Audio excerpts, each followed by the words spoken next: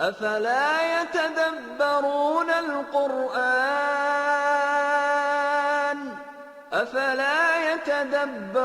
القرآن أم على قلوب أقفالها أفلا يتدبرون القرآن أم على قلوب أقفالها. Bismillah ar-Rahman ar-Rahim. In the name of Allah, the most merciful, the most compassionate. Dear viewers everywhere, welcome to this episode of Reflection. I remind you that all the beautiful recitations that you have listened to in the introduction of this episode, all of them talk about this. Ask you these questions. Don't you reflect upon the Quran? Don't you reflect upon the evidence that you show from the Quran? Or do you have locks on your heart? If this is the case that you don't reflect, you need to go back and to unlock your heart by reflecting upon the Quran. So there is no escape for any Muslim that you have to reflect. When you read it, when you deal with it, to benefit from it, we need to reflect upon it. We need to go deeply and understand these verses. We need to spend some time on it. We need to learn the language very well in order to understand exactly what is meant by this. We need to study the context of the revelation so that we get comprehensive idea, so our standing would be close to correct as much as possible. We need to do what researchers do in any subject matter. We need to investigate and explore in order to reach the truth. We need to spend some time with the only book that's sent to us by Almighty Allah. It is worthy and it deserves our time. This is what we're talking about. Today, we are going to discuss or to reflect upon two verses, two lines from the same chapter. And this is Surah At-Tur. And it's Surah chapter number 52 in the Quran. And we have two verses, verse number 35 and 36. The verse reads in Arabic, أعوذ بالله من الشيطان الرجيم أم خلقوا من غير شيء أم هم الخالقون أم خلقوا السماوات والأرض بل لا يوقنون. The translation of the meaning can be read as the following: were they created by nothing or out of nothing, or were they themselves the creators? The second verse: or did they create the heavens and the earth? Nay, but they have no firm belief, or they are not sure. First of all, you can see that it's not statement. We have here questions. And this is the beauty of the Quranic style. From time to time, you will find change depending on the situation and depending on the context. So here the Quran uses this style and interrogation and question. So here the Quran raises many questions. The Quran full of questions. And all the questions in the Quran usually motivate you to think. Motivate any reader or any reciter to think. It's a religion that's based on thinking. You cannot do things blindly. You have to think. And not just think, but think deeply in order to reach. So the Quran here raises this question, which is suitable for any time, since the time of Muhammad sallallahu alaihi wasallam, when he brought to humanity these verses of the Quran, until now, and even in the future, in the coming few decades or millennia that will come later on. Nobody knows when exactly the end of the world will be. Yes, but until the day of judgment, these questions will be valid, will be raised. And these questions are mainly addressed for people who do not believe that there is a creator. So the Quran goes with those people, and this is again another sign that the Quran addresses all human beings, believers and non-believers. So this is a proof now that we have, because this question is not for the believers, because the believers know the answer of this question. So it's not addressing them, it's addressing the non-believers, specifically the atheists, or those usually who call themselves the people. We are the people who don't believe in the existence of God or the Creator.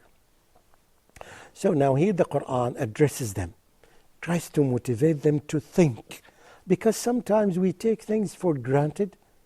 We are affected by the sayings of some scholars or some writers or some journalists or some teachers or some philosophers, as they are called nowadays, and we don't get this input at all. We're not exposed to these questions. Now the question is here, and let them try to answer it. Okay, if you don't believe in the existence of the Creator, so the question is, are you created out of nothing or by nothing? Or did you create yourselves? If you don't believe that there is a Creator for you, so tell me, can you explain this? How did you exist? How did it happen that you were created? Were you created out of nothing? The answer, of course, is not.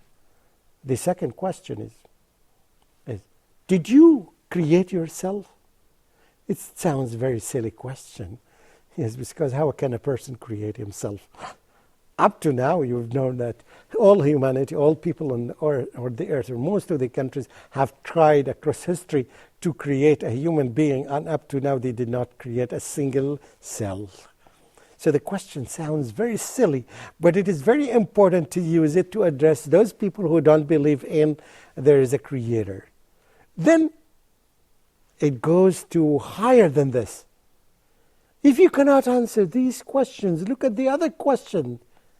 Are you the creators of the heavens and the earth? Forget about you now. Look at these heavens and the earth. Look at the sun, look at the moon, look at the sky. Look, who created them? Are you the ones who created them? Or you're not sure?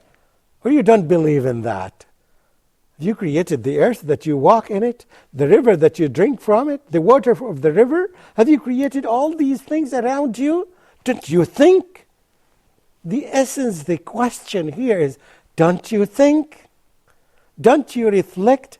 Because if you think away from the factors that affect you around you, definitely you will reach the truth. Because Allah subhanahu wa ta'ala created you with these tools that if you use them correctly, before they are contaminated by what you hear, but what you hear from the people who have strange ideas. And that's why Islam takes you back to basics. Islam takes you back to the original nature that you were born with. And that's why all these questions that you see, that they address this original nature. The first format that you were created with. We were created with an original format in our hearts, right?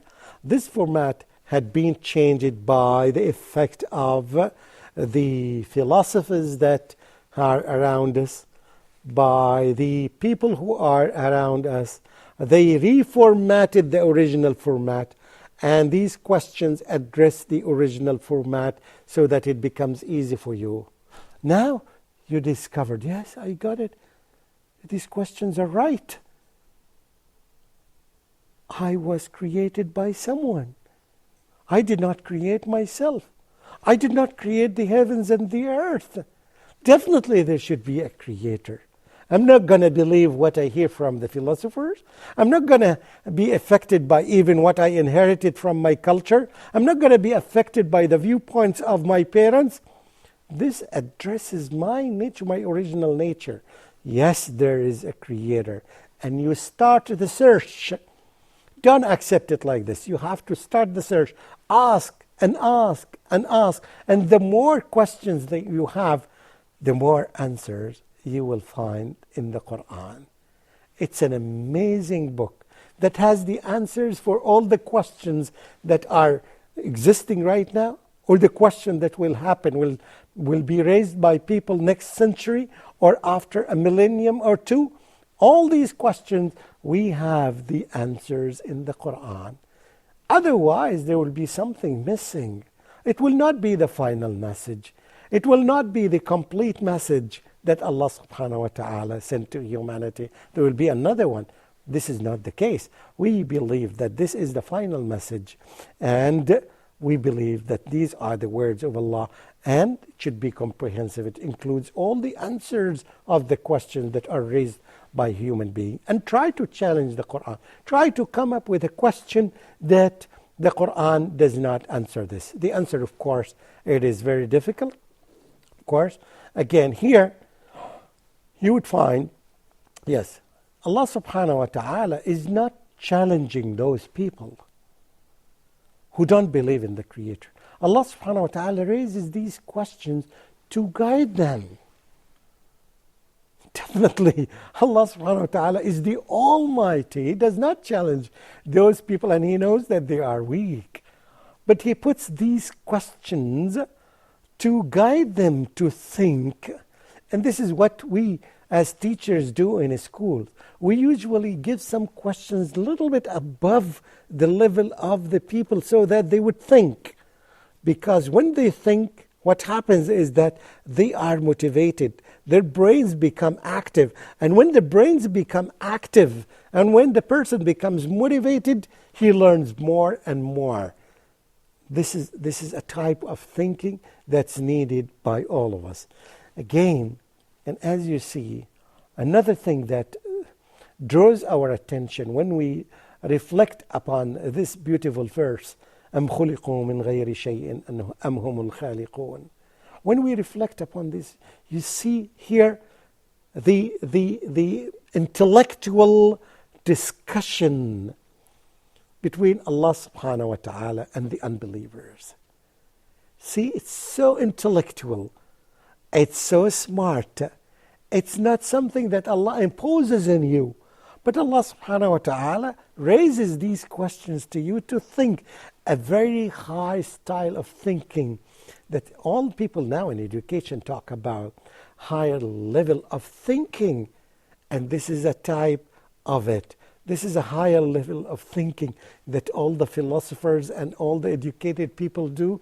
And that's what we see in the universities and all areas of discussion and learning.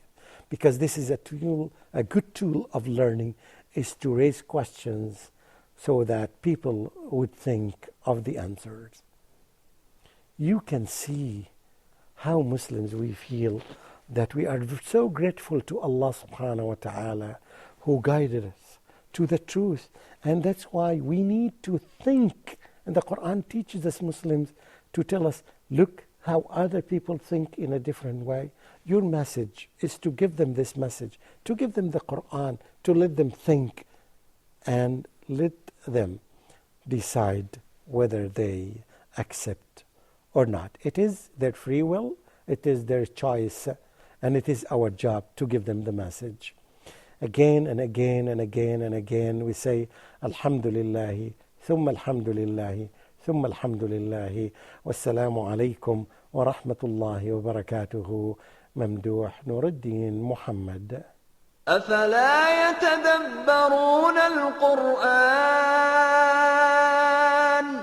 أفلا يتدبرون القرآن أم على قلوب أقفالها أفلا يتدبرون القرآن أم على قلوب أقفالها أفلا يتدبرون القرآن أم على قلوب أقفالها أفلا يتدبرون